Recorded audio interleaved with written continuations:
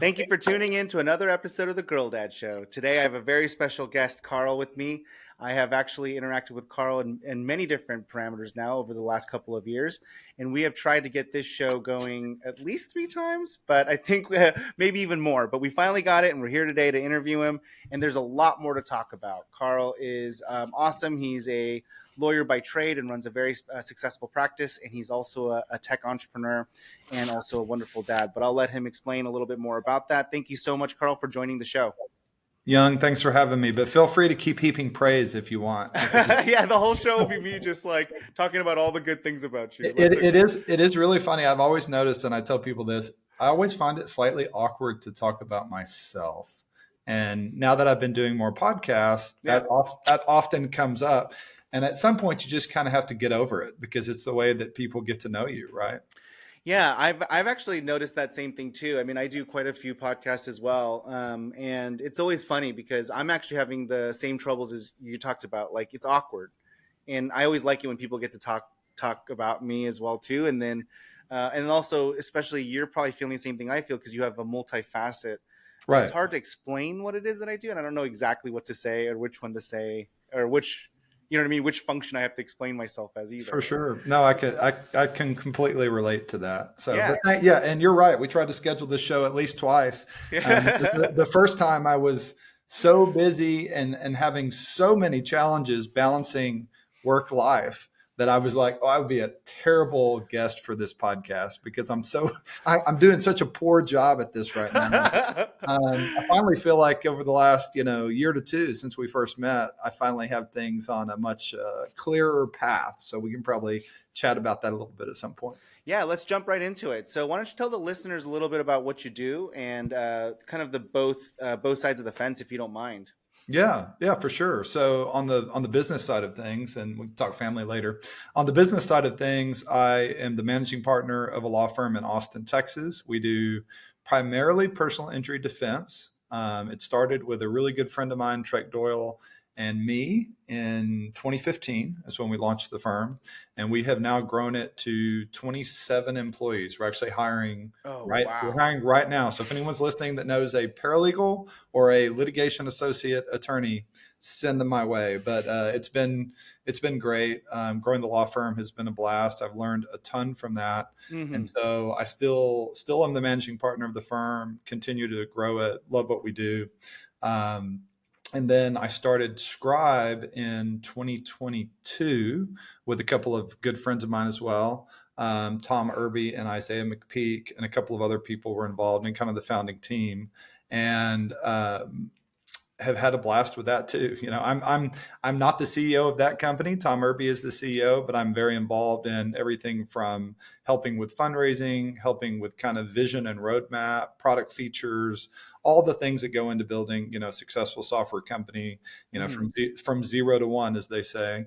I have, been at the table for. So, and we've fortunately managed to be successful with that as well, and are growing it and actually closing a seed round, transitioning to Series A, hopefully in the first half of 2025. So, but have learned a ton in both of those journeys. And, I don't think I could do one without the other. Like starting the law firm really helped me learn what it takes to start a business, to hire people, to grow. And really starting a legal tech company has helped me be more efficient and more tech focused in making my law firm more efficient in the way that we approach optimizing things for our clients.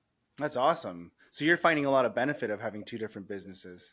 Yeah. I mean, I think that there's also challenges. There's always going to be challenges when you're trying to do multiple things, but I think it's important. Like a lot of times people assume, like when they hear, oh, you're the founder of Skribe, or, you're the managing partner of the law firm, that how could you possibly do something else? And I think the answer to that is you have to surround yourself with really good people, right? It isn't possible to be full-time at two different companies, right? That doesn't add up, but that doesn't mean you can't be involved in more than one thing and kind of know what you bring to the table, what you're available to help with, and try to make sure that matches your highest and best use. And, so for me on the law firm side of things, my highest and best use, I think, is helping the firm grow its client base and really streamline our overall operations and kind of set us up for success as we grow, to make sure we have the systems in place, the processes in place, that I don't have to be involved in every case to know that the client's going to get a very high quality work product in a way that's very similar to how Trek would do it, my founding partner, or the way that I would do it, because we built those systems. On the Scribe side of the house, I'm not a software developer, right? Scribe is a software for attorneys and legal professionals to take legal testimony like depositions, or to analyze audio and video files. I don't know how to write a single line of code, right? And I'm not a marketing executive or a VP of sales or anything like that. So, you kind of have to find how are you going to fill those seats and make sure that you get really good people on the team. So, when people ask me, how do you do all of that? I'm like, well, with other people, it's not just me doing it. That's awesome. Yeah. And I do have to ask though. So I'm glad that it's all working out and you have a good understanding of the two parallels. And I know that's been rife with trials and tribulations getting to this point and understanding of yourself. And I've got to actually see it a little bit too, because obviously I'm involved in Scribe as an investor, and I got to hang out with you a couple of times. But I'm curious, what made you actually start it? From the law firm, like what made you go, I need to build this second business? Like, walk us back to the genesis. Yeah. I mean, there's stories with both. Do you want the law firm one or the Scribe one? I would love the law firm one too, because that's also already a big jump for someone that is, academically, progressing through law school and getting all these things. Then you're like, hey, I'm going to do my own business. That in itself is already a really interesting jump. Start there. Yeah. Start at the core. Yeah. So, I mean, I'll give you the shorter version of a long story, and bear in mind, litigators like to talk or like to hear themselves talk. So feel free to interrupt me. I'll try not to give it too long. This is your home base here then, because I just want you to talk. Go for it. I'll try not to give too long of an opening statement, to the listeners, but no. So I think what you want out of life changes for most people as you get through different phases of life. Mm-hmm. And so for me, at the first phase, going through law school, most people, not everyone, but most law students think, I want to land a job at the big law firm making six figures, right? Mm-hmm. That's kind of the goal, 100,000 or more. Yeah. That would be amazing. I want that job. To make that coming out of law school, where maybe I've never had a job before, or all I've ever had was a part-time job. Yeah, it's like all the TV shows and movies, predicate that kind of, Exactly. You want to be, an associate at a big firm and work your way up to become a partner. And that's right. That's the story that's told in the movies and the TV shows. And, and once you've made partner, you've made it, right? Like that's the big thing. Mm-hmm. So, and it is important. Like I'm not trying to minimize that story either, because there's value in that.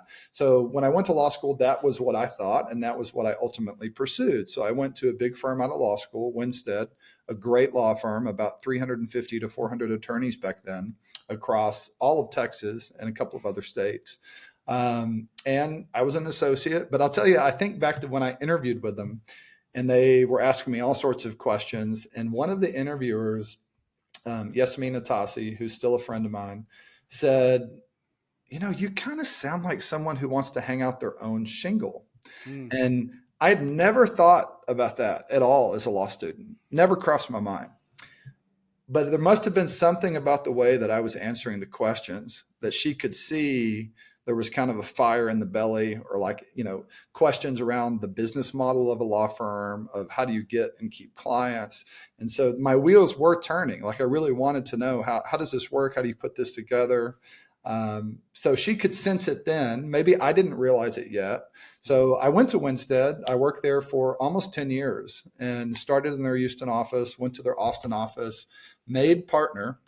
And one of my really good friends, Trek Doyle, who I mentioned earlier, and I started doing more and more and more personal injury defense work.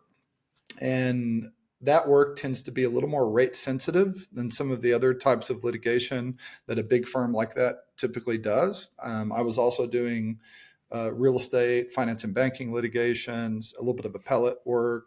But ultimately, Trek and I thought if we were ever going to be able to grow beyond one or two clients, we had to be able to lower our rates down from what the big firm wanted us to charge. And so we had the conversation, kept coming up. Hey, what if we launch our own firm? What if we join another firm? And it went about as poorly as you could hope. And so, or maybe not hope, it went bad. And Yeah. so like we had this plan of kind of a graceful exit, how we would, open our own firm and the clients would come with us. And without getting too deep into the weeds, one of the clients contacted the firm, basically said, hey, we're not, these guys are leaving. We're not comfortable with that. It completely blew up in our face. And it was probably a very good lesson of how not to leave a law firm to open your own firm. Yeah. But I'd never done it before, so I didn't really know the right way or the wrong way to do it. I was a lot less experienced than I am now. And the clients weren't really my clients at the time. I wasn't the one who had the original relationships with either one of those clients. So those were some valuable lessons because we ended up leaving the firm on not the terms that I had hoped to leave, because I really respect that firm and respect the attorneys there, and they taught me how to be a lawyer. And I still have good relationships with the vast majority of the people that I worked with there, but definitely not the way I ever would have wanted to leave. But when we left, we ended up only having one client. And with a stroke of bad luck, that client was having a lull in their litigation and they only had one case. And within the first few months, that case settled. So that meant we had one client and no cases. So it was a very stressful moment. And my wife was pregnant with my youngest daughter at the time. So it was a very stressful point in my life. And I really had to dig deep and think about, how am I going to do this? Maybe I should just go, search down a job posting and go work somewhere else for a lower salary than what I was making at Winstead. But ultimately, Trek and I said, look, even though didn't go exactly the way we wanted it to go, we knew we were doing it for the right reasons. And so we just started hitting the street, having as many meetings with prospects as we possibly could. We took all sorts of cases when we first opened the first year to two that we would probably never take now. But ultimately, we grew it from that one client to over 30 institutional clients that send us repeat business. And this year, and this was a big win, this year, the client who's a Fortune 500 company that didn't go with us back in 2015 just hired us to handle their Texas litigation. Oh, wow. So, full circle. It came full circle. And I think it really, Young, actually worked out really well. And let me explain the reason why. If that had never happened and we left with two clients in a comfortable way, I don't think we would have ever had that really fire in the belly of like that almost desperation sometimes it takes to really flip that switch, to go and try to hunt down and get a whole bunch of new clients. Because we would have been comfortable. We would have had, 15 to 20 cases, enough money to live the way we were used to living at the time.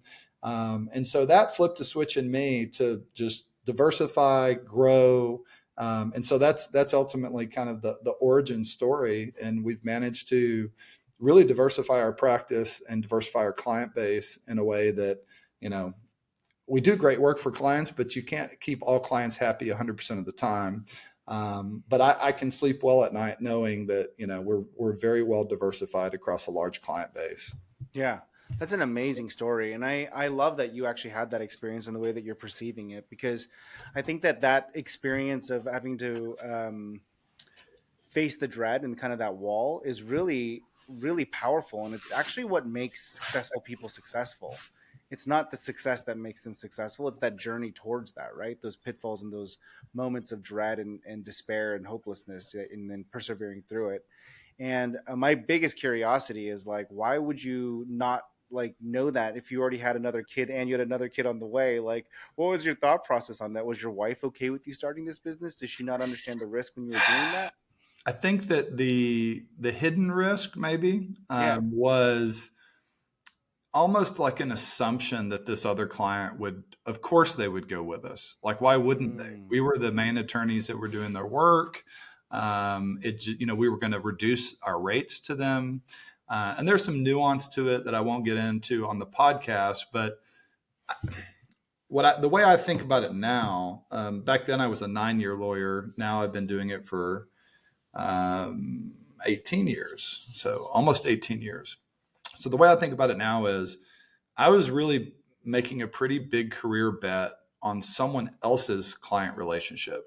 Like I didn't have the personal relationship with the clients. And so if anything, that taught me that as I grow a business, I want to be the one that is checking in with the client. I want to be the one that's flying out to meet them. I want to be the one that knows the names of their kids or their grandkids. I want, like you got to be more than just a name and an email, right? Because so much business takes place through emails nowadays, particularly in the legal industry. Oh, wow. And we get new clients sometimes who will just email and say, hey, we got your name from this person. We trust them. They said you're a great attorney. We want to hire you on a case. And they've never even had a Zoom with us. They've never met us in person. And I think to really bind a client relationship, you really need to try to go break bread with the person. Like go have lunch, go have dinner, go have coffee, get to know them as a human being. And that was probably the one big lesson I took out of that was, if you're going to make a major career decision and you have some assumptions baked into it that certain clients are going to follow or certain clients will come, make sure you have a really strong relationship with that person, or at least one that you know them well enough that you have some confidence level that it's going to work. I mean, there's no guarantees, right? People leave, somebody could get hit by a bus and now there's a new person that's the decision maker and they don't know you. But I really do go out of my way in tracking every single client relationship in our law firm CRM tool. And I'm, not the only one, but I'm the primary driver telling them, hey, we just won this case. Well, we need to send them a nice gift. What is this person like? What's their hobbies? Let's send them a framed copy of the verdict where we won the case for them with a basket with all of some things that really are meaningful to them, that, things that actually matter to them. And so I'm always looking for ways to kind of bind our relationships with our clients. I love that, man. I mean, you're talking about the power of relationships over, any kind of salesmanship or any kind of core skill you can learn, right? At the end of the day, it's people buying from people, Yeah. And I love that. I absolutely love that. Do you mind if we pivot over to how you started Scribe? So No, yeah. Yeah, So you got all this stuff going. Things are going good. You salvaged, the money, the possible dread of losing it. You dug deep. You learned some salesmanship skills. You got for lack of better words, you got your butt kicked a little bit and you scooted on up and then got this humming. So then why would you do another business? Yeah, that's a good question, because I'm a little crazy, right? It takes a little bit of crazy to start any business, much less more than one business. That's right. And I do think you hit the nail on the head. There is, even though it doesn't feel like it when it happens to you, there is quite a bit of value of going through a jarring experience like that, where literally my wife and I sat down at the kitchen table and went through every single expense over the last 90 days. And we cut every single expense that wasn't essential to living, right? Like that is a really drastic thing for someone to do who's been a business professional, who really hasn't ever had to think like that before in their life. But to think, I don't have the job I had and my new job has no guarantee of income at this time. Oh my God. Oh shit. I really have to reduce my spend down to bare minimum. And so after doing that and after getting the firm up and running and successful, I've always loved technology. Like it's just kind of one of my core passions, and everything from consumer tech to professional, B2B tech. And I've always looked for ways to optimize or level up my game, so to speak, as a litigator using technology. Even like when I first started in 2006, believe it or not, young, law firms were still using, by and large, law firms were still using paper files. And so in 2006, when I first started, brand new baby lawyer, I met they introduced me to my secretary. She was probably, if I had to guess, 63, 64 years old at the time. And I told her in the first couple of months, hey, I'd like you to digitize this file for me. You know how the firm has this new document management system, DMS, they called it? I'd like you to scan all of the pleadings and the discovery and the correspondence and put it in that DMS system for me. And she looked at me like I was an alien. And she was like, what, if you need something, you just ask me and I can walk over to the file cabinet and I'll pull the red well and I'll bring it to your office. You don't need to look on the computer. I can do that for it. And so it's just a small story because it shows you just how outdated law firms used to operate. And really, I think that legal tech in general tends to maybe be a little bit behind other sectors in adopting technology. Yeah. So you asked what inspired me to start Scribe. I haven't forgotten the question, but what inspired me to start Scribe was I take a lot of depositions in my practice. And for your listeners who may not know what a deposition is, it's basically a question and answer session under oath. So it's somewhat similar to what you see on TV when someone raises their right hand and swears to tell the truth, the whole truth, and nothing but the truth. The only difference is it doesn't happen in a courtroom. It tends to happen more in a conference room. And so it's the attorneys, it's the party, and it's the witness. And the way those depositions used to happen before COVID was they would almost always be in person. And you would hire a stenographer to type a transcript of everything that was said. And if you've ever looked at one of those machines, that's a really funny looking keyboard that doesn't have any letters on it. And then if you wanted video, you had to hire a videographer to come in with large video equipment. Almost looks like stuff you would film the movie Jaws in the 80s or something like that with, and set up, a tripod and a backdrop and run mics all over the place.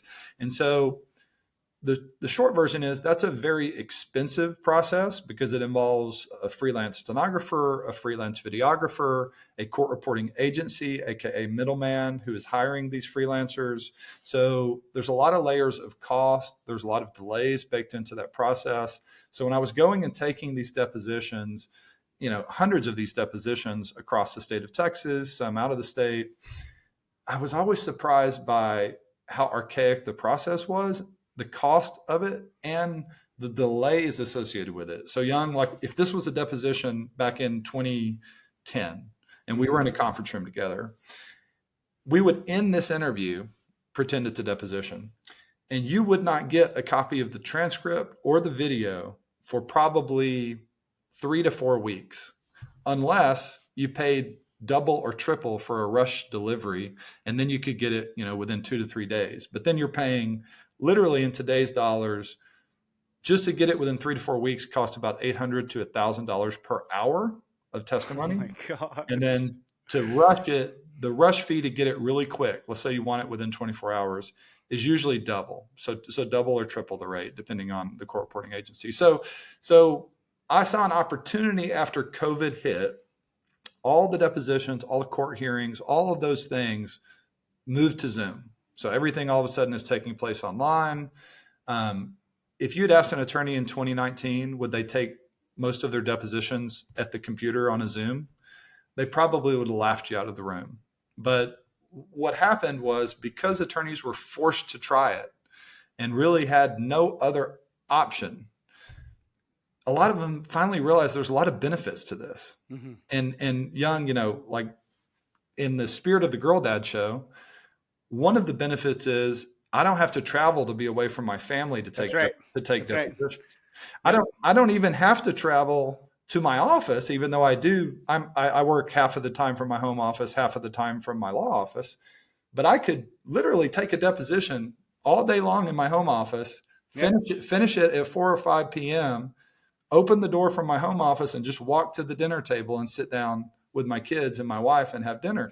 And I think a lot of attorneys, especially those who are very interested in not only being successful in their career, but also being successful in their home life with their spouse and with their kids, really appreciate the convenience of that remote experience. And I think for most cases, most witnesses, most of the time, it's really hard to justify the cost and the inconvenience of in-person depositions. Mm-hmm. So Scribe is really designed to capitalize on those three things.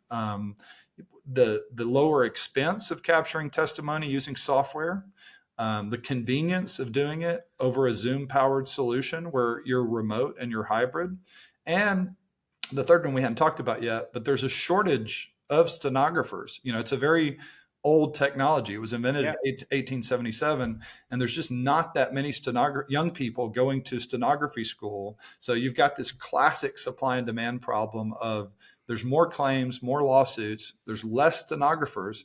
So what's going to fill the gap? And at Mhm. Scribe, we think that what's going to fill the gap is software.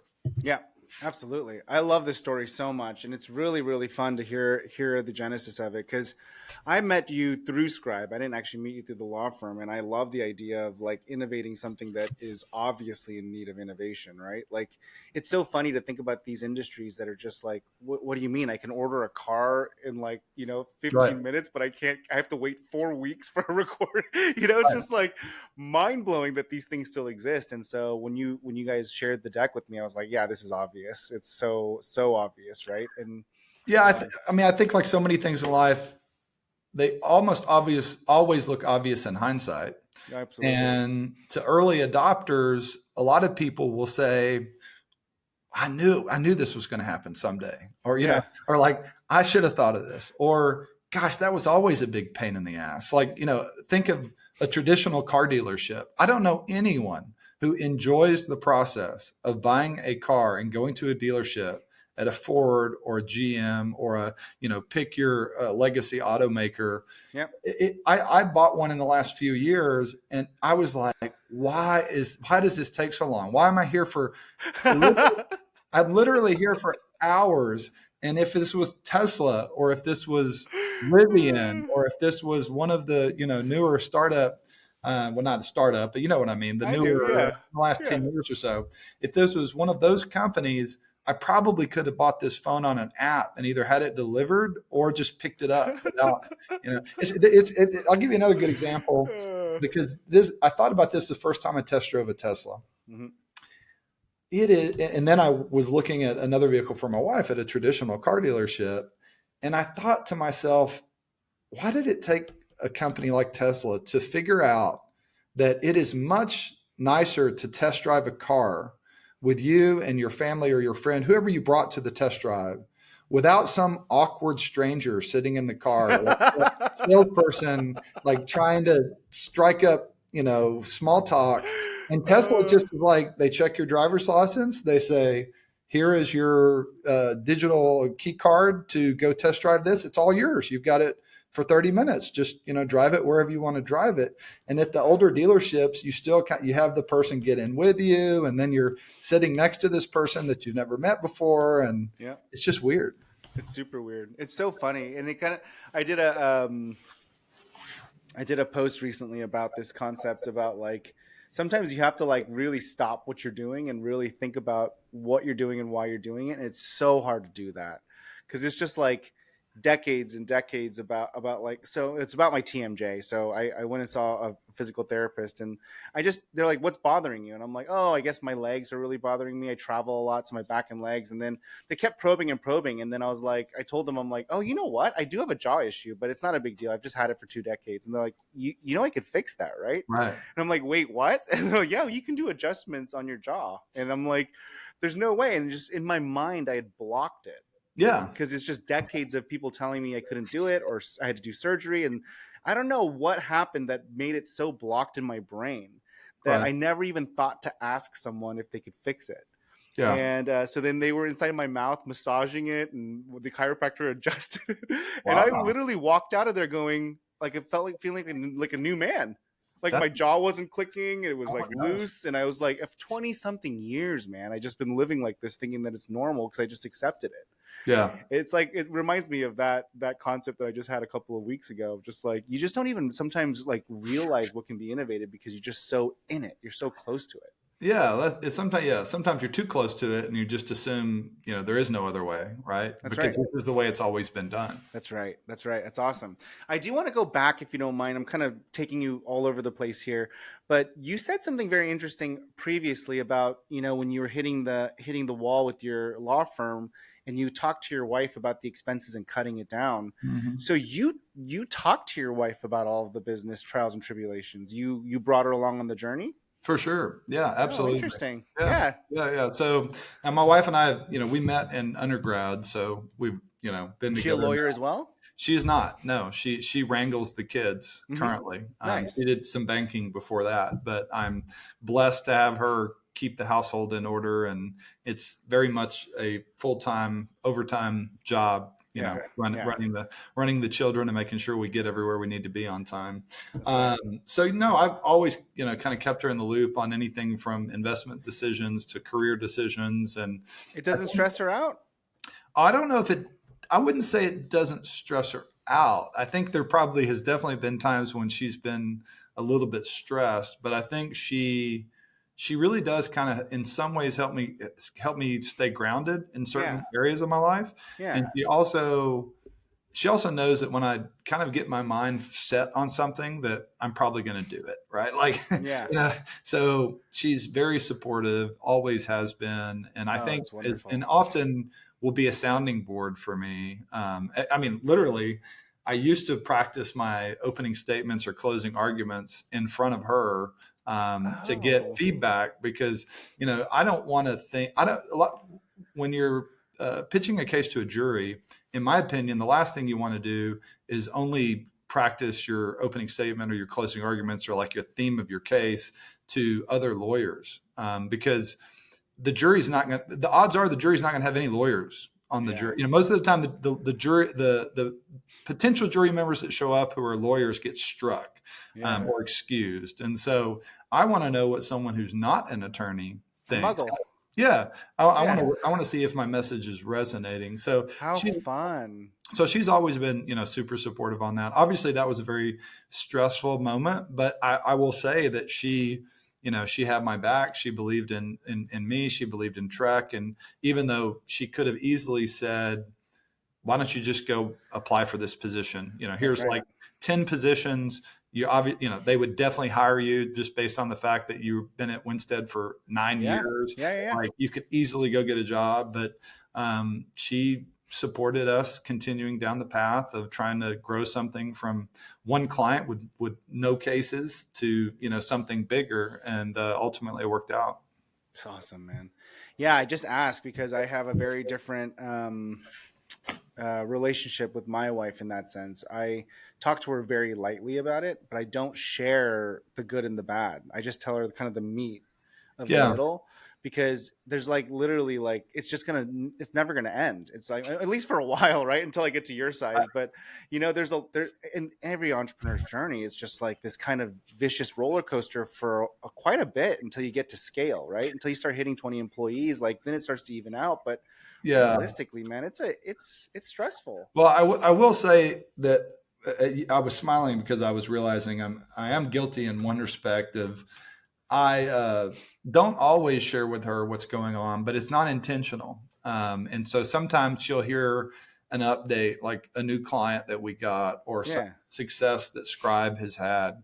And, why didn't you tell me that? And it's literally not because I don't want to tell her. It's because a lot of times when I'm spending time with either Adrienne, my wife, or my two kids, I don't really want to think about work. Like Yeah. I've been working all day, and I kind of just want to shut off that segment of my brain. Hmm. And so occasionally, every once in a while, that'll happen. And I'll be like, "Oh, I just completely forgot to tell you." Like, "Oh, why wouldn't you tell me that? I can't believe I had to hear it from someone Yeah. else." And Well, my wife uh, says it all the time. She says that she hears more about our businesses and our efforts through the podcast than she does from me. well, let me give you a little piece of advice. Please, yeah, lay it on me. This is my new excuse. It's an excuse, but I feel like it's a decent one. So So I told Adrian, I said, I'm going to make sure that you're on the newsletter, for the Scribe newsletter, for the investor newsletter, and the customer newsletter. Yeah, We should do one at the law firm. We don't do one at the law firm. Maybe that's a 2025 goal. there you go. But we send a monthly newsletter on the Scribe side every month to our investors and to our customers.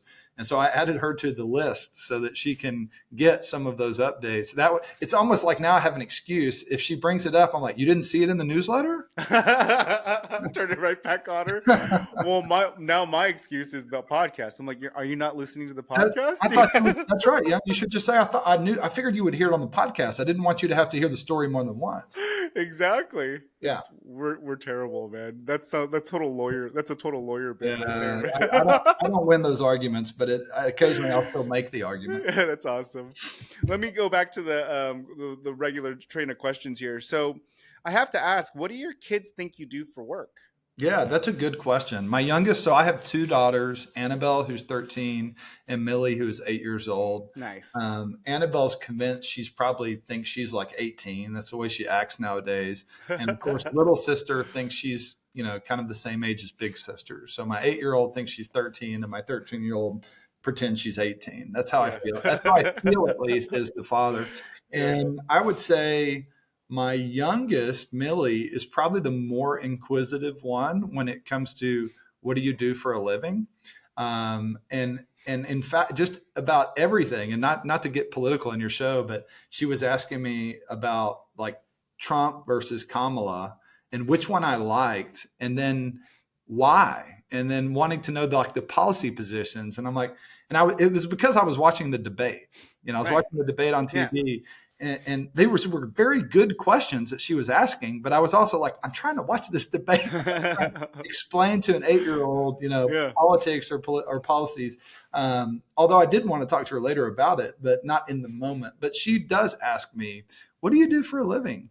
And so I do explain it to her kind of in as simple terms as I can. Most of what we do at my law firm is defend large employers on work injury claims. So we defend companies like McDonald's, Lowe's, Albertsons, Whole Foods. When one of their employees get injured on the job and sue the company, we come in, we investigate.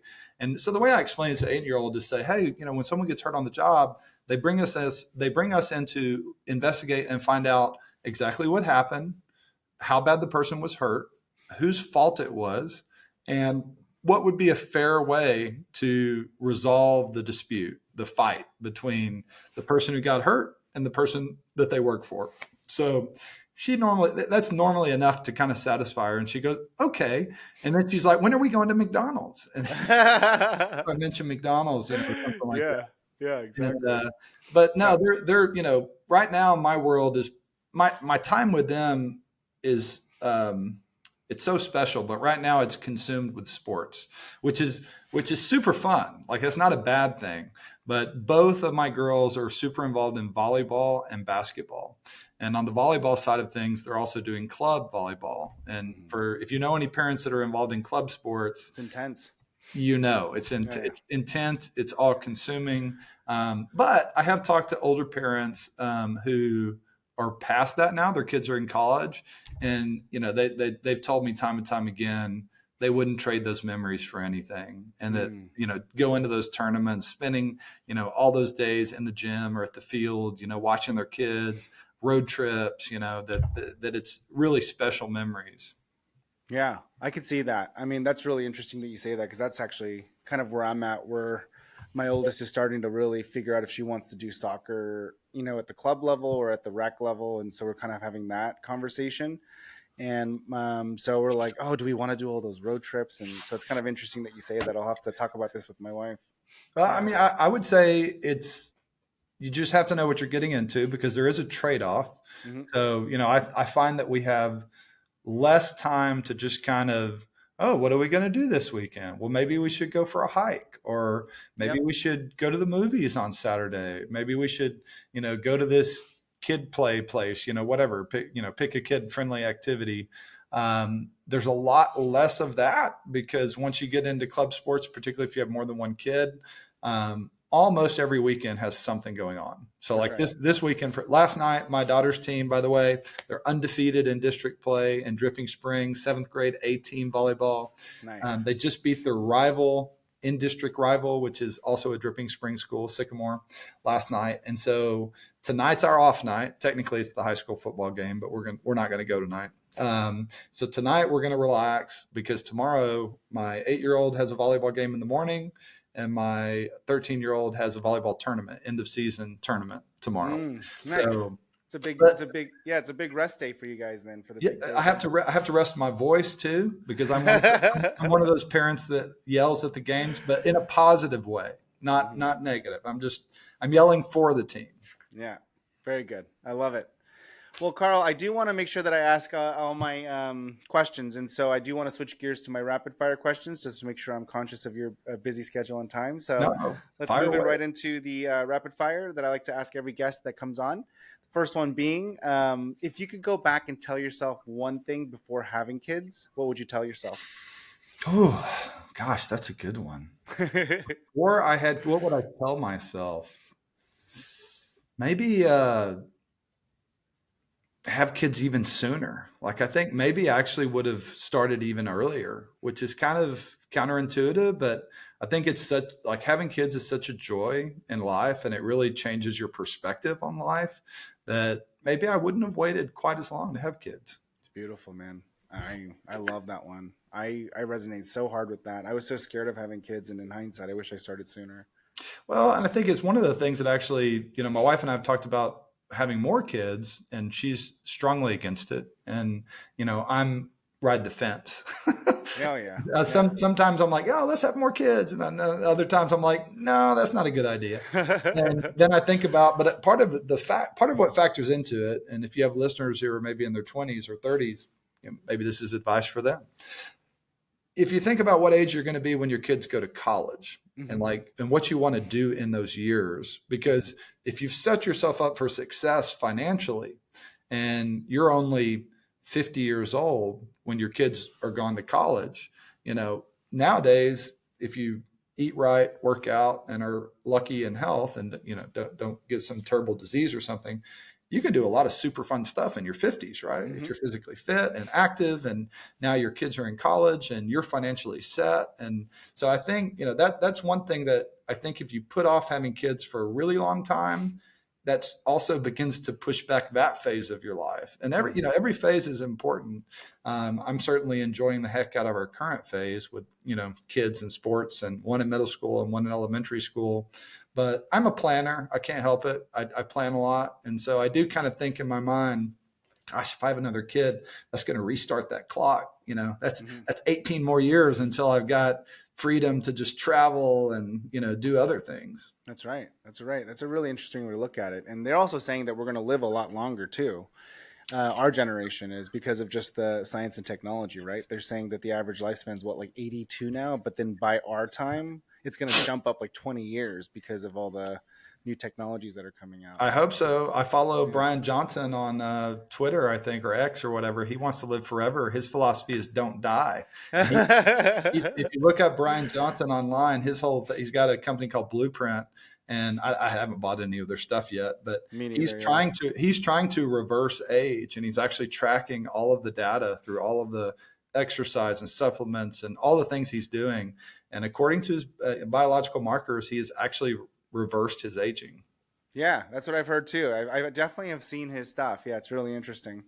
It's you kind of already answered my next question, but I'll ask it again in case something different comes out. But what advice do you have for other parents and soon-to-be parents? I think my advice would be you've got to balance your professional ambitions, like your career goals, with making sure that you don't let your kid's childhood kind of pass by, because it happens. Like those years will pass very, very fast. And it's a very difficult thing to balance, because I think for a lot of us, our careers, the years that we're trying to build our careers, the years that we're trying to establish ourselves, whether it's within a large company and you're working your way up the food chain, or you've started your own company and you're building it from scratch, kind of the entrepreneurial route.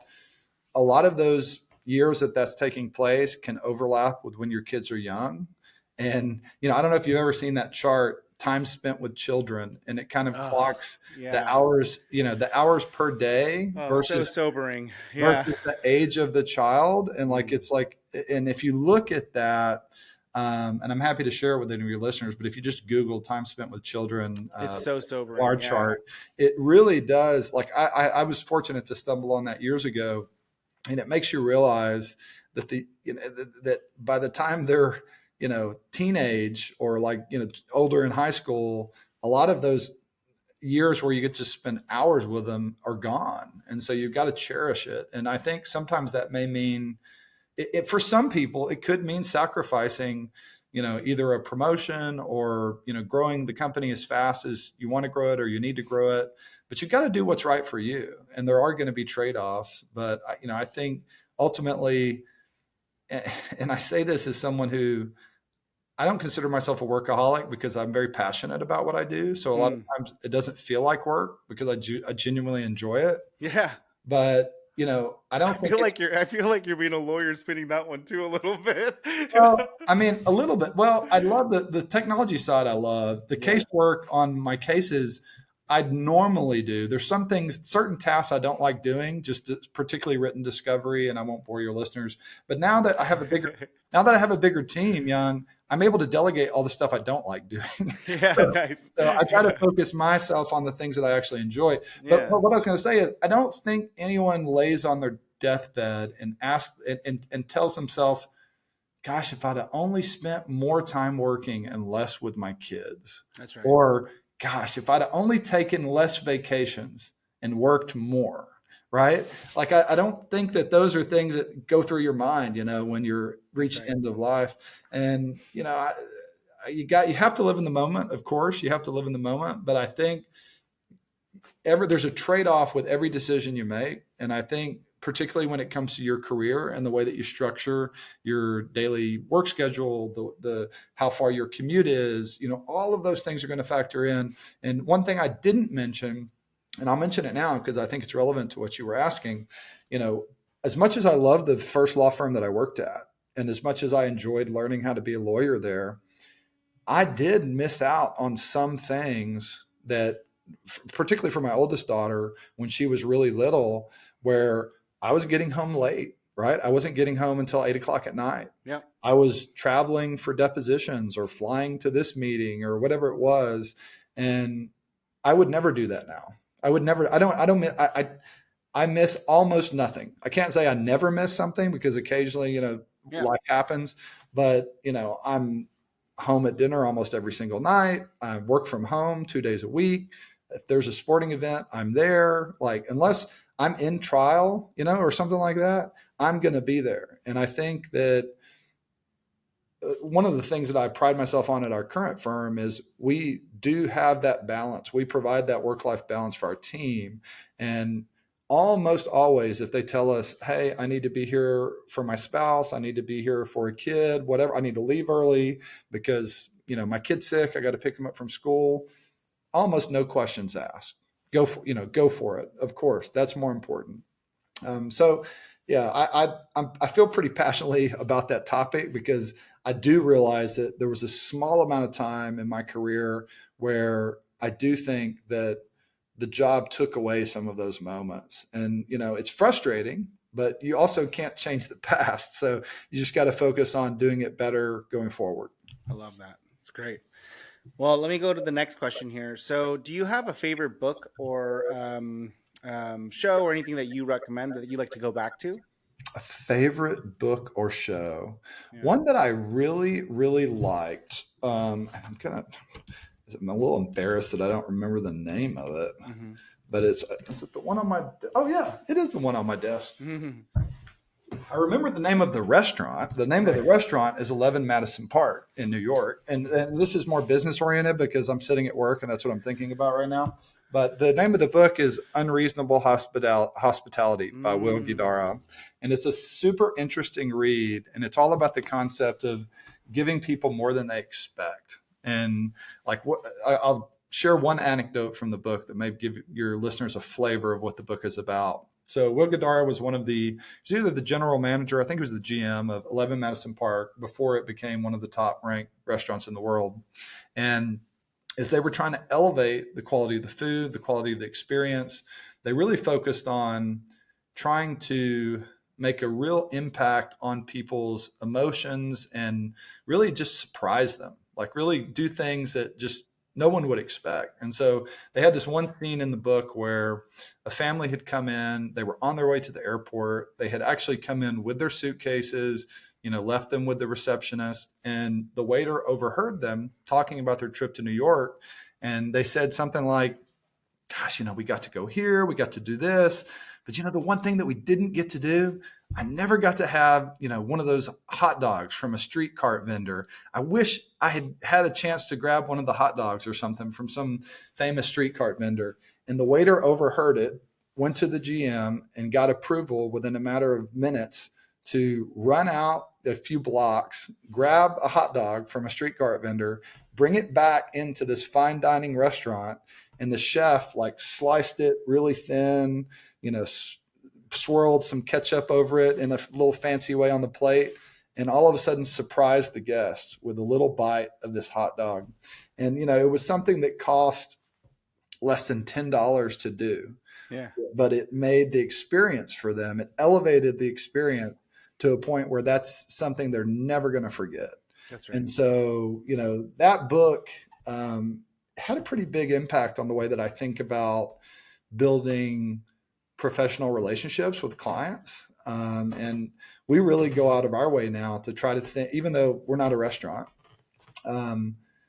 we try to really go out of our way to think of opportunities like that, to do gifts or do some type of surprise that really resonates, with our client base.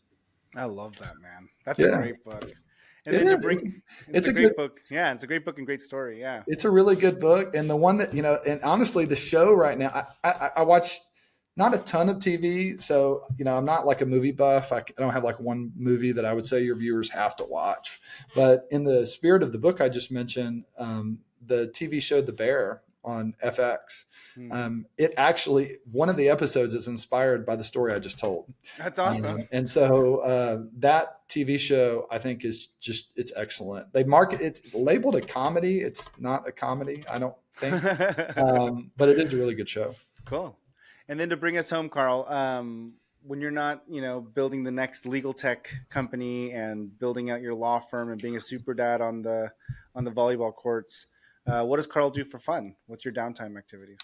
I would say, really the honest answer is the fun is really like the volleyball sidelines. I do love technology, so I kind of geek out on tech blogs, and I read a lot about everything from self-driving cars to all types of latest consumer tech. So I definitely enjoy kind of sit down on my couch, put some sports on in the background, grab my iPad, and just kind of splurge on the latest, tech trends and things like that. But my hobby at this point is watching my kids grow and go into their sporting events. One thing that we just started we started about 2 months ago.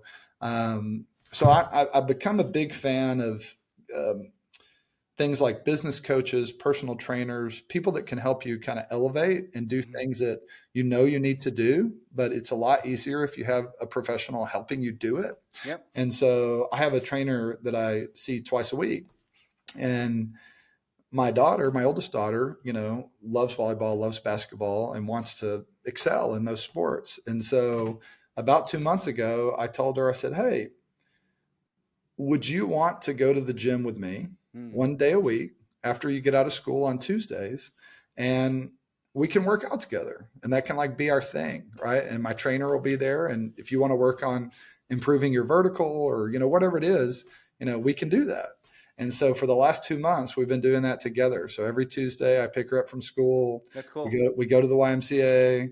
I'll tell you, she's 13. Some days she does not want to go, right? I pick her up because it's after volleyball, the school volleyball practice, it's, 4:15. She'll get in the car, oh, Dad, do we have to go? I'm so tired. Yeah. And I said, well, look, why not? I've got it scheduled. If you don't want to work out today, you can just sit and chill, play on your phone, whatever, shoot basketball in the gym. But by the time we get there, by the time she actually walks in the door, Yeah. does a short walk on the treadmill, before you know it, she's making fun of me because I can't do as many sit-ups as she can do, or Nice. because she's faster at doing whatever AMRAP that we're doing together. And so, it's some pretty cool bonding time that I hope we continue to do, because I think not only is it good for my health and probably will help her in sports, I kind of fast forward and think, man, that's really special time that I'm going to get to look back on. Like Absolutely. if she's 13 now, if we keep doing that until she goes to college, I mean, those are going to be some great memories. Absolutely. I Yeah. love that, Karl. Thank you so much for taking the time to share that story and also being on the show, man. It's been wonderful getting to know you a little bit better and hearing your Yeah. story. Well, thank you very much for having me on. I appreciate it. Yeah. Thank you. We'll see you soon. Okay. Sounds good.